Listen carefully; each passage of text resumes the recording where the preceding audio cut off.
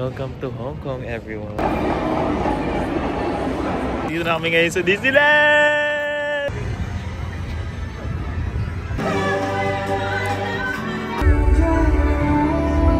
Oh!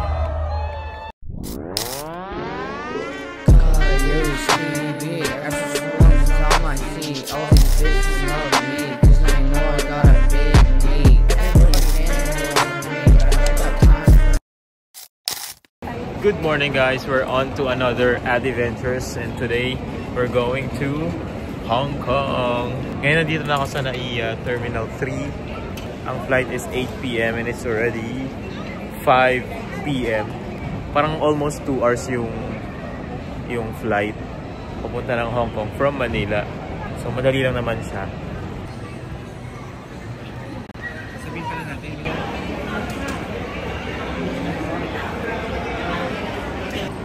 Okay, we're here. Nakapass na sa immigration. Wala namang masyadong tinanong sa akin this time. Tinanong lang yung kung nagwo-work ako sa government o hindi. Other than that, wala na. Yung normal question like, kailan ka babalik? Sinong kasama mo? Mga ganon. Mga ganon questions lang. It's already 7 PM. Kakain lang siguro muna bago mag-intay. So kumain muna kami dito sa Tapaking. 300, 290, 310. Medyo pricey yung Tapaking dito sa NAIA.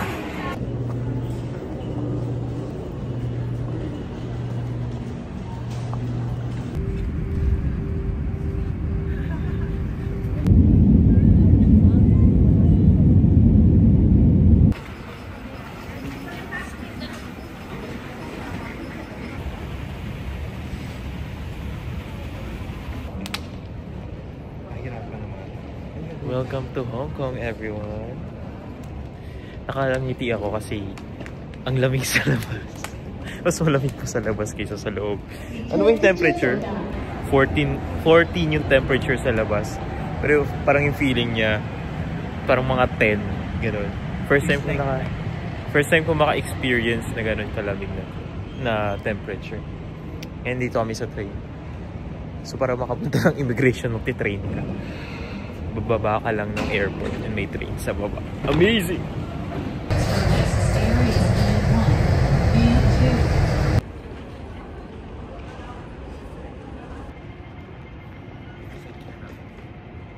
Time check! It's already almost 1. Ay, actually 1:30 na pala. Buti na lang umabot kami sa last trip ng train from airport to Hong Kong. Ngayon naman, from Hong Kong Station, pupunta kami ng hotel via taxi. Ito yung look ng Hong Kong paggabi. Welcome to Hong Kong! Andito kami sa labas. Sobrang lamig. Masarap. Parang feeling ko magiging Korean ang face ko dito pag tumagal pa ako ng mga ilang buwan. Meron silang telephone booth. Dito kami naka-check-in. Novotel.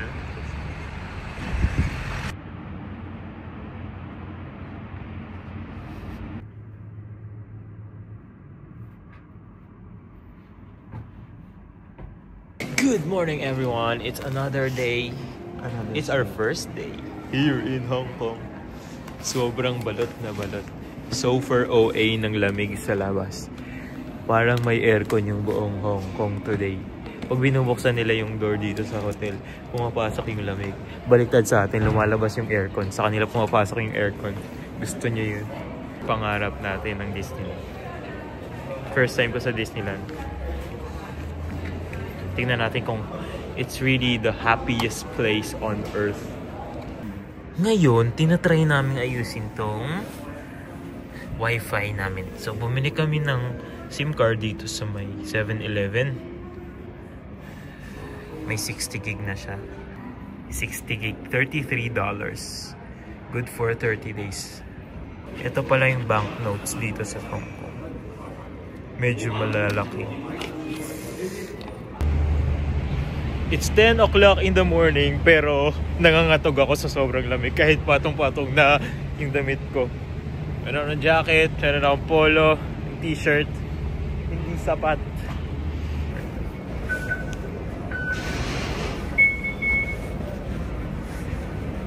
So bumili kami ng octopus card. 200 Hong Kong dollars yung price niya. 50 yung value ng card. And 150 yung pwede mong gamitin para dito sa train station. Kasi hindi gumagana yung GCash card and yung credit card. So need talaga ng octopus card para sa train.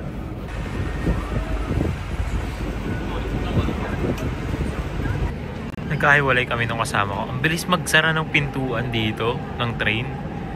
Mga siguro less than 10 seconds, even 5 seconds na. Pagkabukas niya, magsasara kagad siya. So naiwan siya. Bagal-bagal kasi. So ngayon, mag-isa ako dito. Antayin ko siya sa Central Station. Sakay ng Hong Kong Station, papunta ng Disneyland. From Hong Kong Station, bumaba kami ng Sunny Bay Station para sumakay uli ng isang train papunta sa Disneyland Resort. Ito yung Sunny Bay Station.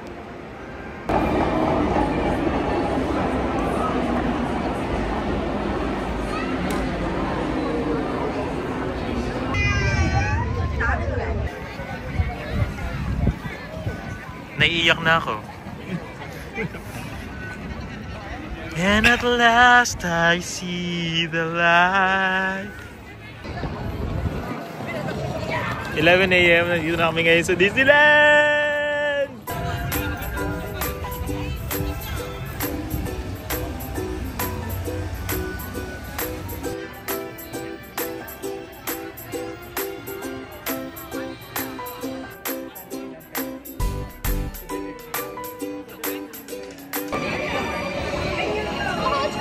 Kanina pa ako nakasmile. Tinitake ko lang yung moment to appreciate na nandito na ako finally sa Disneyland. Kasi syempre matagal na nating dream yung makapunta dito. And medyo teary-eyed na ako ngayon. Kasi nga, itong castle na to yung nasa likod. Okay, where is that ride? Where we are going? Sa vlog ko lang siya nakikita, sa videos ko lang siya nakikita. Ang saya. Okay guys, this is like Ang magical ng place na to. Kahit ang daming tao, lahat masaya lang. Lahat chill lang. Ang daming kids.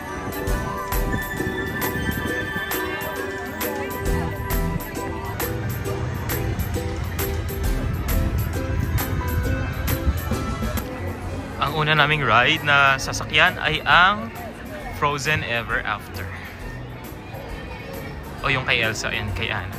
O yung kay Olaf. World of Frozen. Hindi pala siya Frozen Ever After. Invento ko lang. Welcome to Arendelle.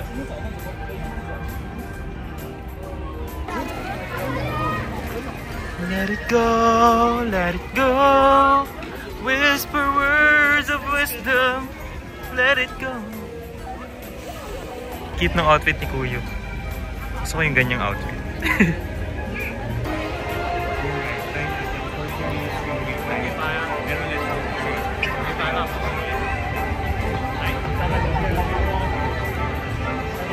The window is open, so is that door. I didn't know they did that anymore.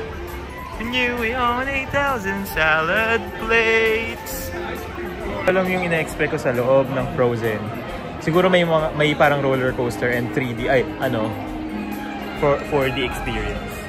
Hindi ko naman talaga alam yung Frozen kasi nga hindi ko napanood. Pinapanood ko kasi mga Transformers. Hindi ko nga alam na yung theme song nila, the window is open, so is that door. I didn't know they did that anymore. Who knew we own 8,000 salad plates? 8,000 salad plates. Elsa! Elsa, we need to talk. Elsa, I need to tell you something.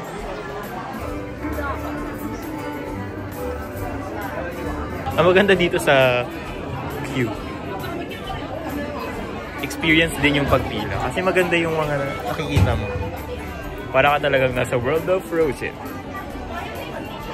Ito yung mga brick. Kanina pa ako nagbubuting-ting ng mga kung ano-ano na display dito. Kasi para siya talagang totoo. This journey includes a forward plunge. So pwede kayong mabasa. Hindi kami prepared na mabasa. We're here. Frozen ever after. We can... This is an unselfish act of true love. That's all.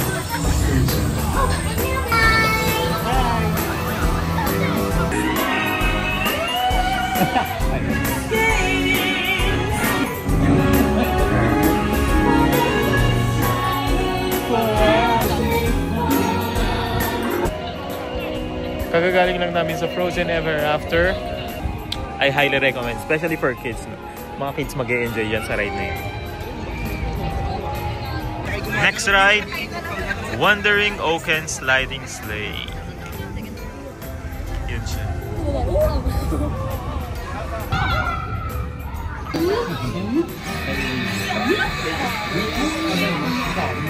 Hello! I like to go on hugs too, yeah? Sobrang bilis lang niya. Parang siguro mga 20 seconds tapos na yung ride. 40 minutes yung waiting time or nagantay kami sa queue. So para sa akin, kung papapiliin ako, skip ko na yan. Kung gusto ko ng medyo mas extreme na ride or ng roller coaster, pupunta ako siguro sa iba. Pero kung mga kids yung kasama nyo, still, that ride is good for kids. Kasi medyo chill lang siya. Hindi siya masyadong extreme and very quick lang. Yan. Snack for $85.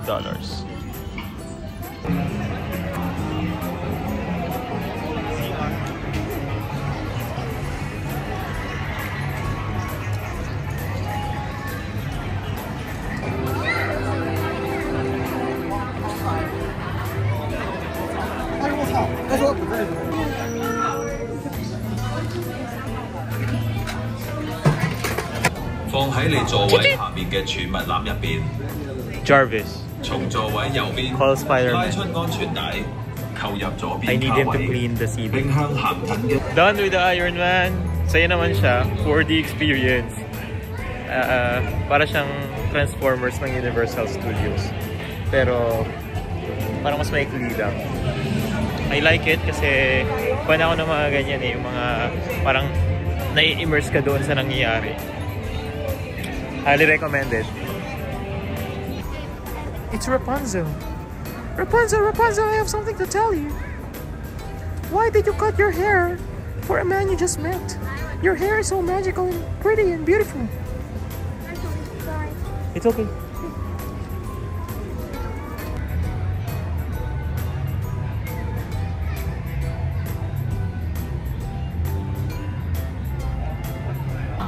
The Lion King show. Festival of the Lion Kings.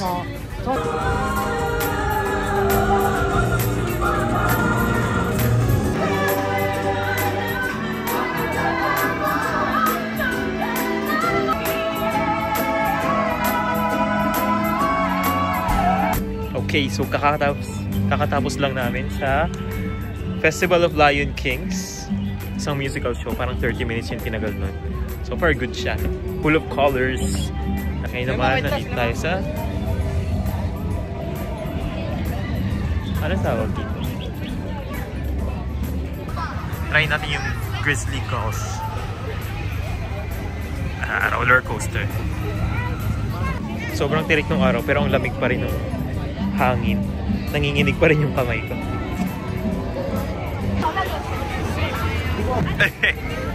Baba. Diyos ko, napakatagal ng pila, 60 minutes. For 60 minutes. Tapos na kami dito sa Big Grizzly Mountain roller coaster ride. Saya, saya, saya, saya. 10 over 10. Try nyo yun. Roller coaster.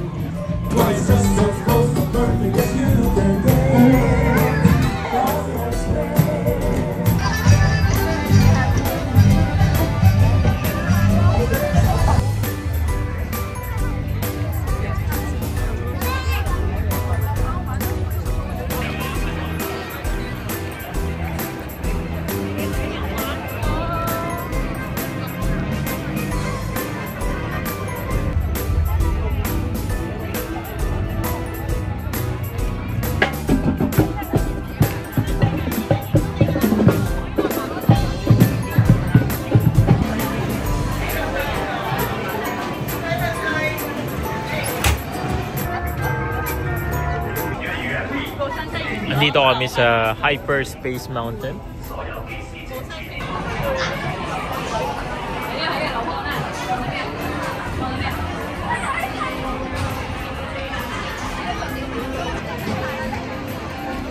This is Hong Kong Disneyland at night. Actually, sunset. Paggabi na pala. Super lamig!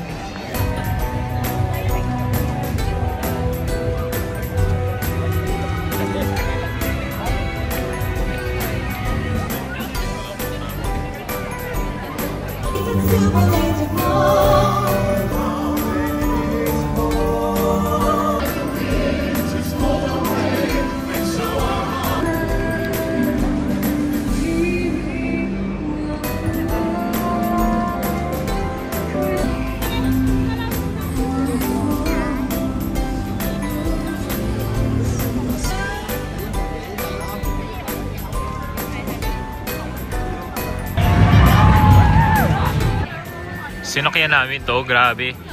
Mukha siyang hindi mataas sa video, pero ang extreme na itong ride na to sa Toy Story. Apaka-wholesome na itong Mystic Manor. It's our last ride for today para may babalikan pa kami. Try niyo yung Mystic Manor kasi sobrang wholesome nila. Good for kids. It's medyo mahaba yung ride na yun. Yun yung pinakamahaba yata, mga 5 minutes. 5 minutes yung ride. And ano lang siya, chill lang siya. So, anong ginagawa mo? Nagpapainit ako ng kamay, ang lamig eh. Eh, ikaw?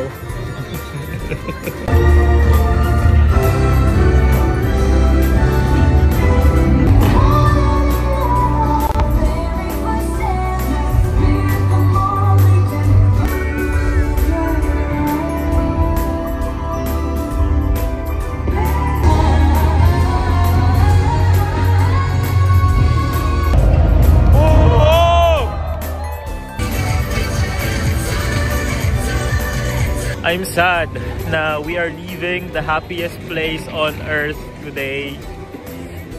Agree ako na happiest place siya, most magical dahil sa mga shows and sa mga rides na na-experience namin dito sa Hong Kong Disneyland. I will definitely come back to see more. May mga rides kami na hindi pa na sakyan and may mga attractions kami siguro na hindi pa napuntahan. Definitely worth seeing, experiencing with your family, with your kids. So much for watching this video. Sana nagustuhan nyo and you enjoyed it. Don't forget to like and subscribe to my channel for more videos like this and more adventures. See you! Bye-bye!